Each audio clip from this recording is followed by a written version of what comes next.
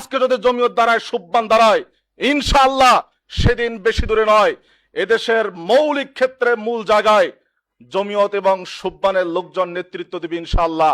এগিয়ে এসো সুববান, এগিয়ে চলো সুববান। আসসালামু আলাইকুম ওয়া রাহমাতুল্লাহি ওয়া বারাকাতুহু।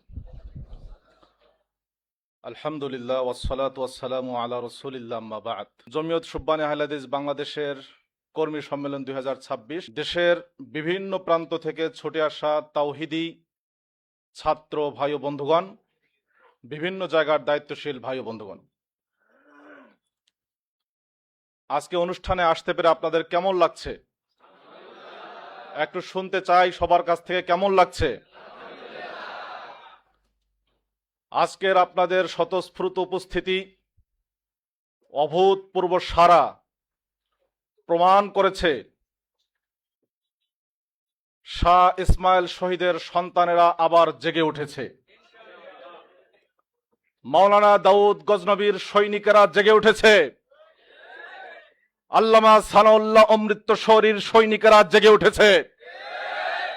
সিংহল থেকে কান্দাহার পর্যন্ত, হিমালয় থেকে সুন্দরবন পর্যন্ত তাওহীদ এবং সুন্নাহর দাওয়াত নিয়ে, মশাল নিয়ে যে কাফেলা বেরিয়ে পড়েছিল, যে আলেম উলামা শিরক এবং বিদআতের বিরুদ্ধে কত শত পাহাড় পর্বত মারিয়ে, মরু প্রান্তরকে মারিয়ে তারা তাওহীদ এবং সুন্নাহর মশালকে প্রজ্বলিত করেছিল, সেই সকল মর্দে মুজাহিদিন উলামা ইকরামের সৈনিকেরা, সন্তানেরা আবারও জেগে উঠেছে। জেগে উঠেছে সেই চিরকুমার সংগঠকের সৈনিকেরা, যিনি ইমাম ইবনু তাইমিয়া রাহমাতুল্লাহি আলাইহির সাহস নিয়ে, মাওলানা আবুল কালাম আজাদের দর্শন নিয়ে বাংলায় আজাদে সানি হিসাবে আবির্ভূত হয়ে, শাহ ওলিউল্লাহ মুহাদ্দিস দেহলভীর দূরদর্শিতা নিয়ে, মিয়া সৈয়দ নাজির হোসেন দেহলভীর জ্ঞান এবং ইলম নিয়ে, মুজাদ্দেদ আলফে সানির সংস্কার চিন্তা নিয়ে এই বাংলাকে শিরক এবং বিদআত মুক্ত করার জন্য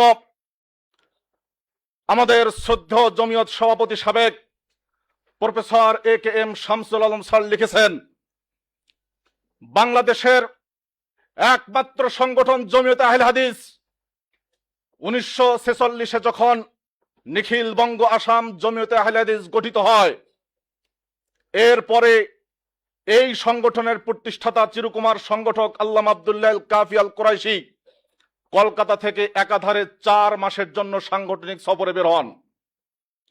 সেই টাঙ্গাইলের বল্লা, সেখান থেকে বজরা নৌকা দিয়ে ইকুরিয়া আমাদের সেক্রেটারি জেনারেল সাহেবের গ্রামের বাড়ি, সেখান থেকে পুরান ঢাকা বংশাল, সেখান থেকে দোলেশ্বর, আবার ইকুরিয়া, আবার যমুনার বিস্তৃত অঞ্চল, কুরিয়ার চর, কাকুয়ার চর, সেখান থেকে সিরাজগঞ্জ কামারখন্দ, সেখান থেকে পাবনা বাসবাজার, সেখান থেকে তিনি চলে গেলেন কলকাতা মিশ্রীগঞ্জ।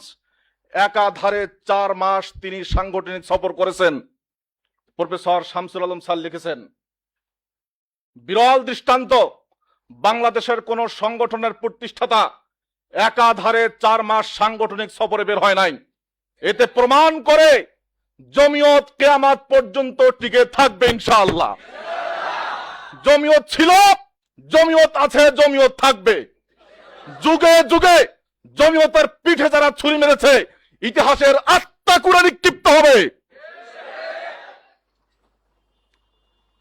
সাহস শুধু আমাদের দরকার, সাহসের, হিম্মতের, দৃঢ় মনোবলের।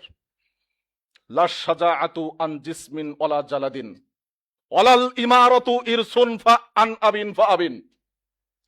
সাহস আপনার চেহারা থাকলে, শরীরে গোশত থাকলে সাহস হয় না। আর ইমারত, নেতৃত্ব পীর মুরিদি অনুযায়ী চলে না।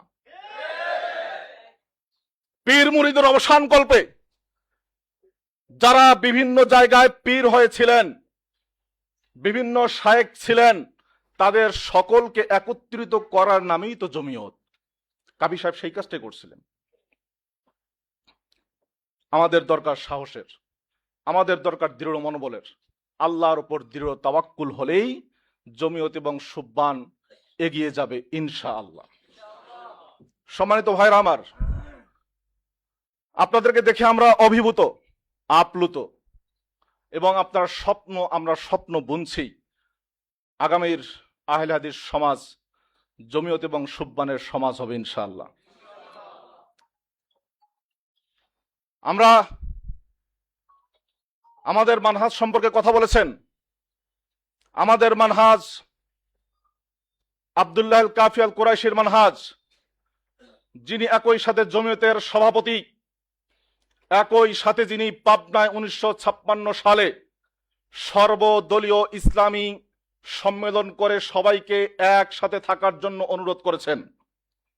আমাদের মানহাজ আল্লামা সানাউল্লাহ অমৃতসরের মানহাজ, যিনি অল ইন্ডিয়া আহলে হাদিস কনফারেন্সের নেতা, একই সাথে যিনি সর্বভারতীয় মুসলমানদের সংগঠন জমিয়ত উলামায়ে হিন্দের নেতা। আমাদের মানহাজ আব্দুল ওহাব আরবির মানহাজ, শেখ আব্দুল ওহাব আরবির মানহাজ, যিনি একই সাথে অল ইন্ডিয়া জমিয়তে আহলে হাদিসের সভাপতি, একই সাথে জমিয়ত উলামায়ে হিন্দের সভাপতি।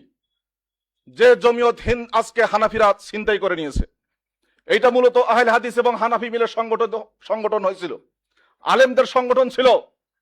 সেখানে মাওলানা সানাউল্লাহ অমৃতসরী অবদান রেখেছেন, আল্লামা দাউদ গজনবী অবদান রেখেছেন, মাওলানা আব্দুল ওহাব আরবি অবদান রেখেছেন।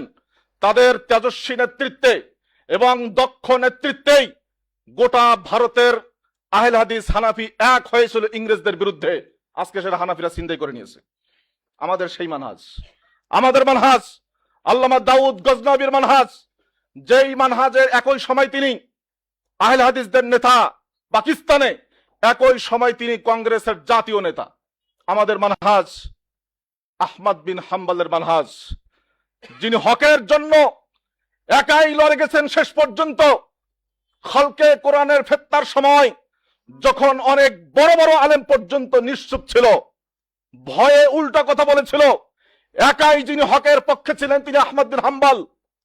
কিন্তু তিনি আবার শাসকের জন্য, মুসলিম শাসকের জন্য দোয়াও করেছেন।